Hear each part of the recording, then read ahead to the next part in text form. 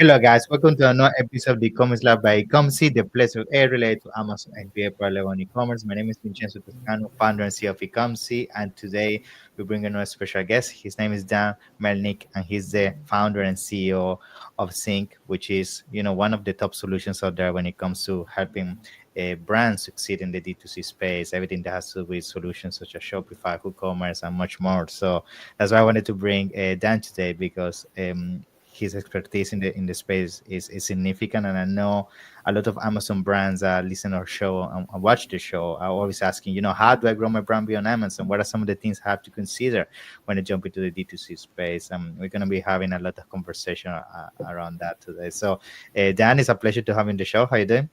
I'm good. Yeah, thanks so much for having me. Thank you, man. It's a pleasure to have you in the show. And for those that maybe might not know you, just give us a quick intro by yourself about Sing, and then let's jump into the topic. Yeah.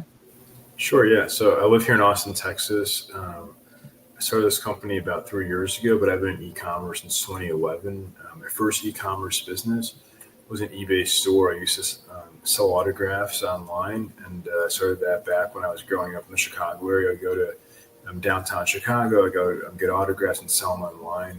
And then yeah, after that, I had a different company, not e-commerce, but I met a really good developer who was my partner, and he was like, "Hey, why don't we go and try and get some clients together?" We had some good results early on. A client that raised about $15 million, and Wow. that validated our skill level. And after that, I said, "Listen, like, let's go and do this full time." So yeah, we're a full service D2C agency. So meta ads, CRO, email marketing, really helping brands scale from their D2C side of things.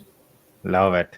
So I think, I mean, that's why I'm very excited to have you because on the D2C side of things, if I'm honest with you, everything that has to do with the strategies that surrounded that, a lot of Amazon sellers significantly struggle mainly because they come from a marketplace where a lot of things that you have to do on the D2C side of things don't really exist. You don't really have to have realistically optimization in terms of email marketing or having your own website kind of dynamic test in terms of the colors and everything, or figure out how to do retargeting. A lot of things are much simplistic in the Amazon kind of ecosystem. And I think what I want to talk on today is what are some of the basics people have to figure out to successfully scale the brand D2C, because if you don't get the basics correctly, then at the end of the day, whatever you do after is not going to scale any further. So tell us, starting from, I guess, the foundation, like what are some of the things you see people struggling the most when it comes to scaling and getting started on the D2C side of things? Yeah. For sure. Well, first of all, getting your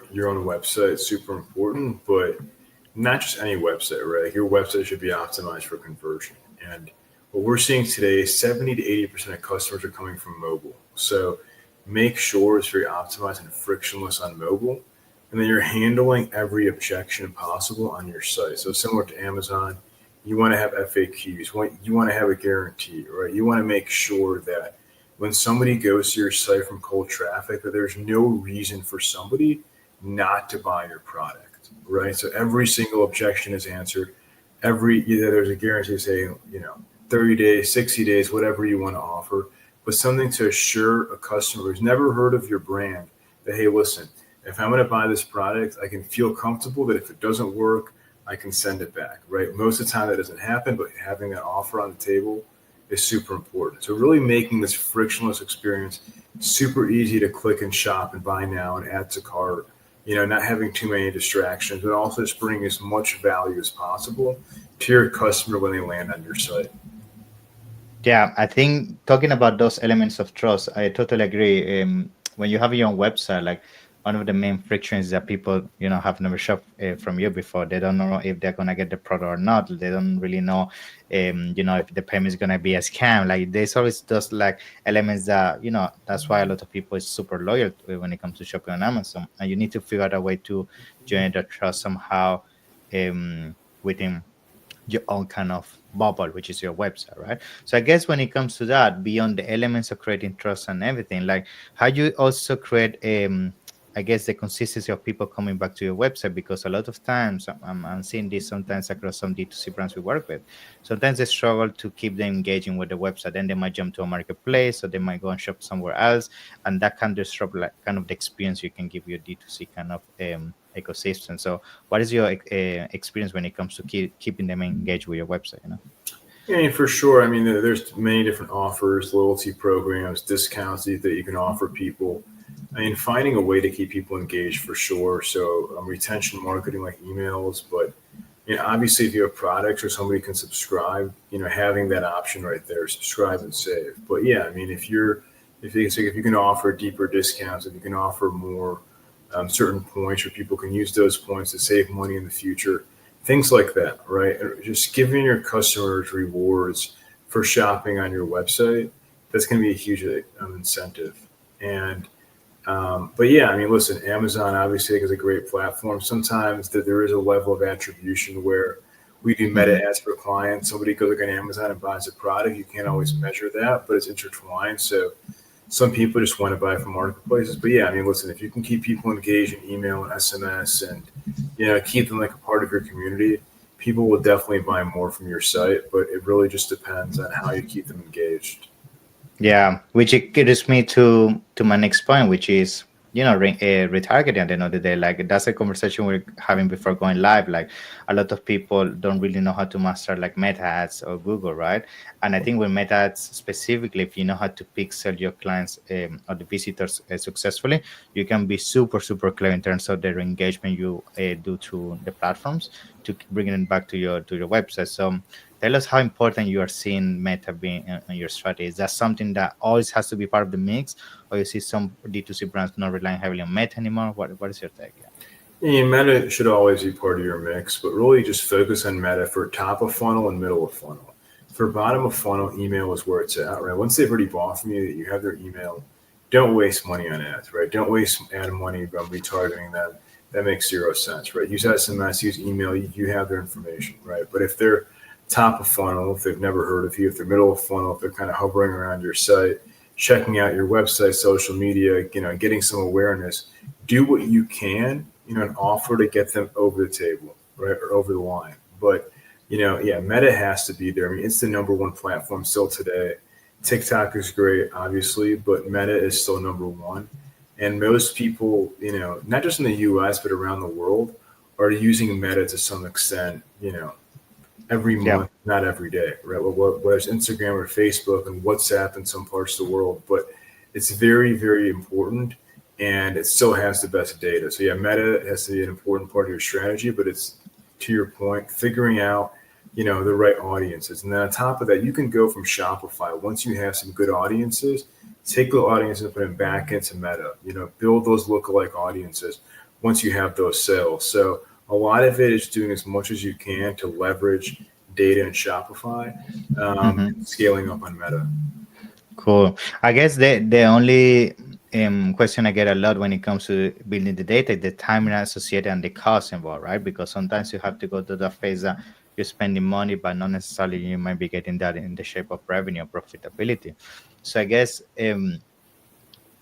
to answer that question, like how do you usually come across understanding how long it might take you to effectively get a positive return on investment? Like it's going to be weeks, it's going to be months, it's going to be years. How do you I know this is going to be very specific to the product, the brand, and the audience and all of that, but is there some rule of thumb that you use to figure out if actually assessing yourself and saying, am I actually going the right direction? I'm not, and be able to fix things from there. Yeah, no, I think in terms of making sure that you're actually profitable, obviously looking at your margins for sure. There's a lot of possibilities there, but yeah, I mean, it's super important to start small, right? And you can be profitable by starting small. So many of our clients are spending, just starting, $50 a day. That's it, and Hmm. it's very doable, right? And then once you're getting good results, then you scale up, then 60, 70, 80, 100. But that's a good place to start. You can start $50 a day, making sure that you're testing constantly every couple of days, seeing what's working, what's not. Once you're getting some good results, then start ramping that up, right? But you don't need a whole lot to start with. You really don't. And I think that is a misconception. And $50 is enough to test. I mean, obviously, listen, if you have the budget, that spend $50,000 a day, then Yeah. sure, that's great. But most people don't. So it's you can start small and just test it, and ramp it up, and make sure that when you're acquiring new customers, that your customer acquisition cost is low enough to where it makes sense, right?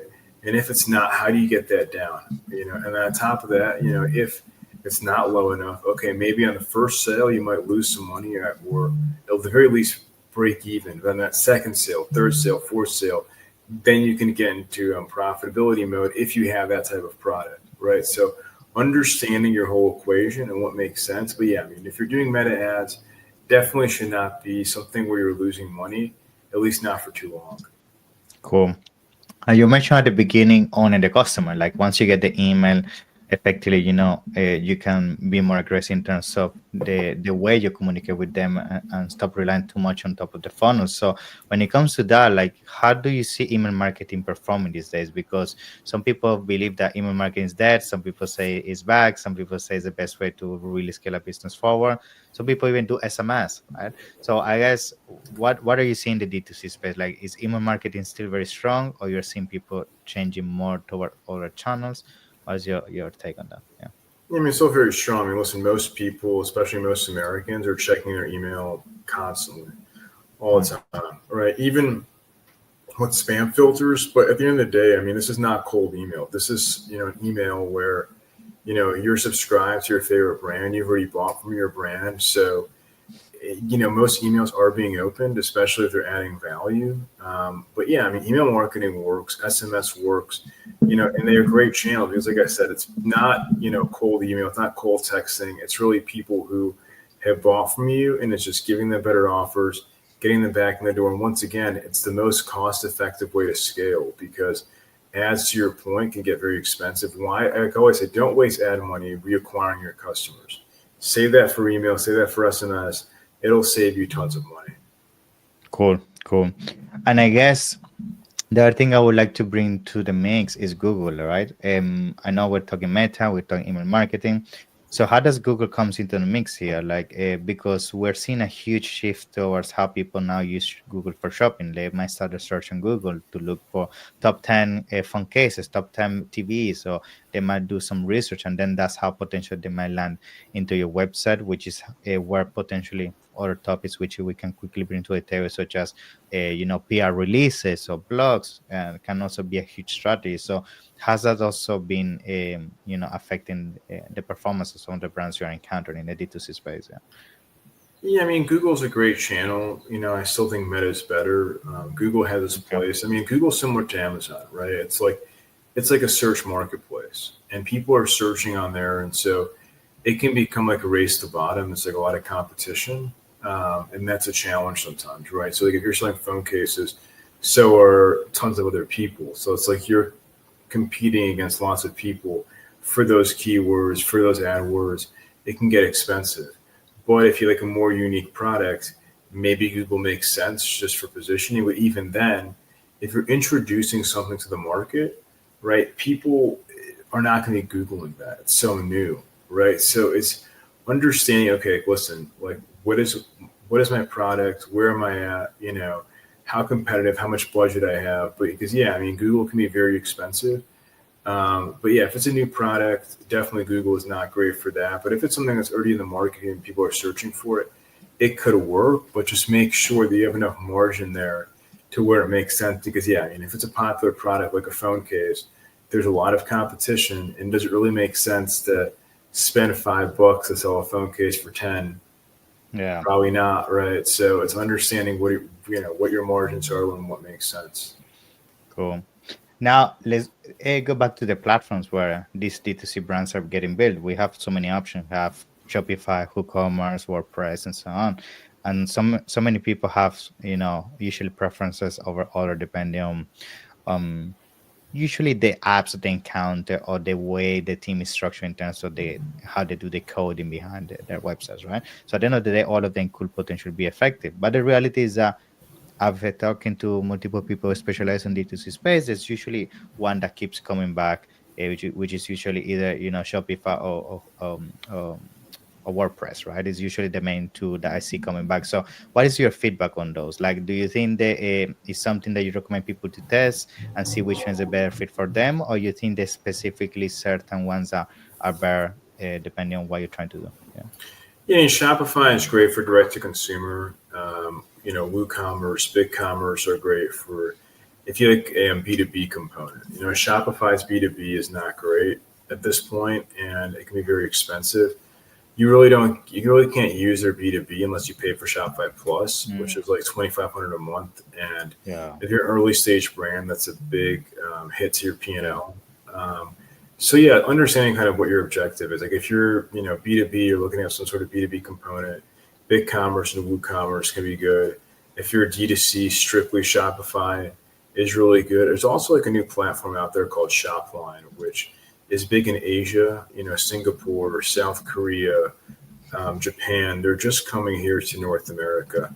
And so they have a good USP because for them, it's totally free to use all their apps. It's all built in, right?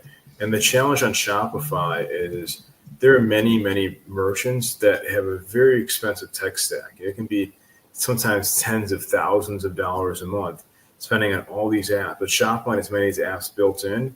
It's a Mm, huge cost savings for merchants, right? So, I mean, that's really one option as well, which is like a newer option here in the US. But yeah, I mean, understanding what your tech stack is going to be because those apps can definitely add up and can be very expensive.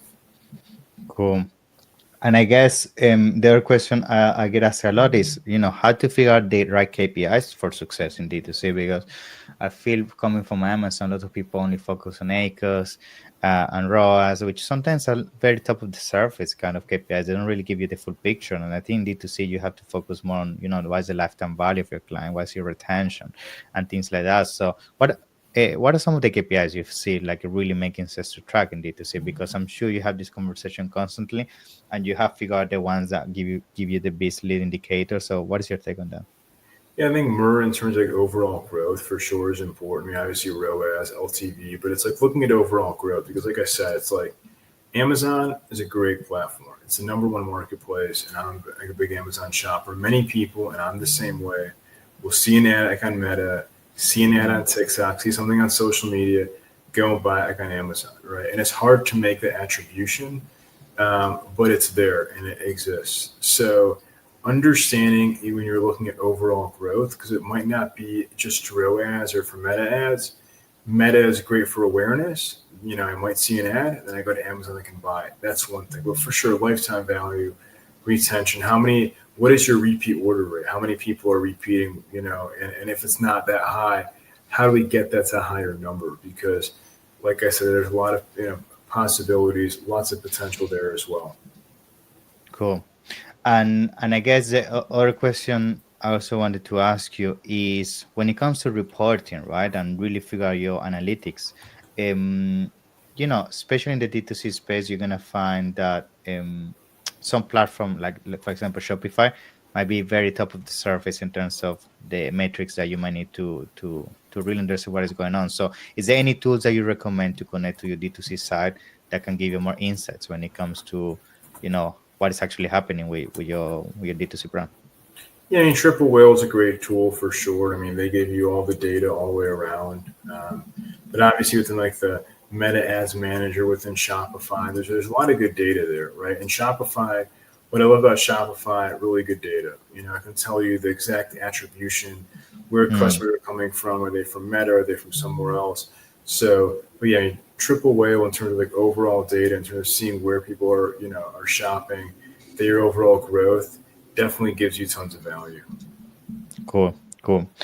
Okay, and I guess now the other thing is going back to the advertising side of things. This is something I actually just remember that I got asked a lot.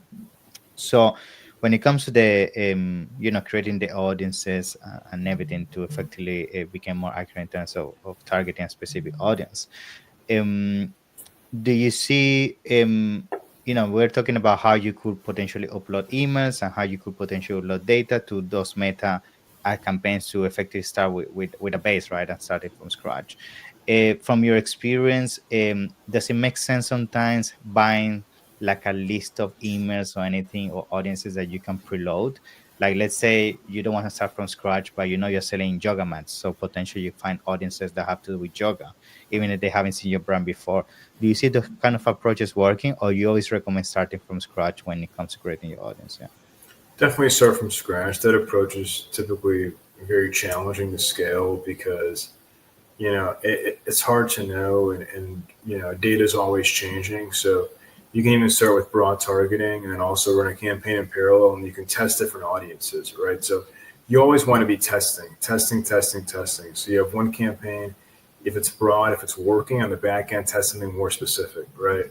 And so even if your campaign is crushing on the back end, 25%, you always want to be testing new things. So yeah, buying emails, buying data, I don't recommend it because data is always changing and it very well might not be relevant. Listen, Meta's data as is actually really good. As I said earlier, it's really good. And so, you can find different audiences and people based on interest and age and location. That's very effective, and understanding that is super important because yeah, buying email lists, buying any data, I haven't seen that work. Maybe it does for some people, but I've never seen that work in my case. Cool, cool. And I guess to start coming to a closure today, I mean, we've already been talking about advertising, we're talking about platforms, we're talking about, the KPIs, engagement. Like, what are things you feel we haven't touched on today that you think will be beneficial for audience when it comes to the D2C side of things? Yeah. Well, for sure, average order value is super important. It's something where, what can you do to get your customers to spend more at checkout in the shopping cart? If you have one product, okay, push them to get a bundle of two or three. If you have multiple products, seeing which products using AI, other tools to get some good upsells going in the shopping cart because that is a huge value add. And especially in D2C, right? So many brands and most like every brand should have a certain threshold for free shipping, right? If it's 50 or 100, depending on your product. Okay, so if someone has $30 in their cart, what can you offer them to get them to that $50 number? Then maybe increase to 60, 70. What can you do to really make sure that you're profitable, getting your customers to spend more? But yeah, raising that free shipping threshold, creating offers, bundles, etc. Because there's a lot of opportunity and value in the shopping cart with upsells and cross sells. Yeah, which I think is one of the beauties of having your own websites. Like, at the end of the day, you can be very clever with everything that you do throughout the checkout and through the after checkout or while you're browsing. Like, you can gamify the whole thing to the point that you can, ensure you get the most out of a transaction, right? So I guess to conclude on this point, is there some things you feel working the most when it comes to the upsell? What I mean is usually a coupon towards checkout the most effective, or a pop up, or a follow email? What are some of the things you see working the most? Yeah. The best upsells I see are right in the shopping cart, right then and there. Because, when somebody's checking out, you say, hey, listen, by the way, add this product to get free shipping. It'll put you over this threshold. Or add this product. This product is similar to how Amazon does. This product goes well with this product, right? But in the shopping cart is the best. But of course, once somebody buys, shoot them an email, and thank them, ask them for a review, welcome them to your team, right? To your group. Those things are super valuable. But yeah, if you want to get cross sells and upsells, the shopping cart is the best opportunity. Cool, cool. Awesome. So I think, man, the conversation's been, very insightful. I'm sure, it's only a tip at the tip of the iceberg, as they call it, like when it comes to this. And I'm sure some people might want to have a deeper conversation, like more technical, like figure out how they can tailor this to a specific Amazon brand or e-commerce business in general. So I know that's why you guys specialize in things. So tell us more about, how people can find you, how people can reach out to you, talk to your team. Yeah. Yeah, I mean, I'm on LinkedIn and Instagram, X, Dan P. Melnick. You can find me there, or just Dan Melnick on LinkedIn. And then, yeah, I mean, myzing.io is our website, so you can find us there as well. But yeah, Dan Melnick, I'm very active on social media. Thank you. I'm gonna make sure for everybody watching and hearing this to put everything on in the description below. Other than that, Dan, it's been a pleasure to have you in the show. Thank you Thank so you. much for the knowledge, and hopefully I get to see you soon. Some of the upcoming events. Yeah. Thank you so much for Sounds being great. here. Thank you. Okay. Thank you, Dan. Pleasure. Bye bye.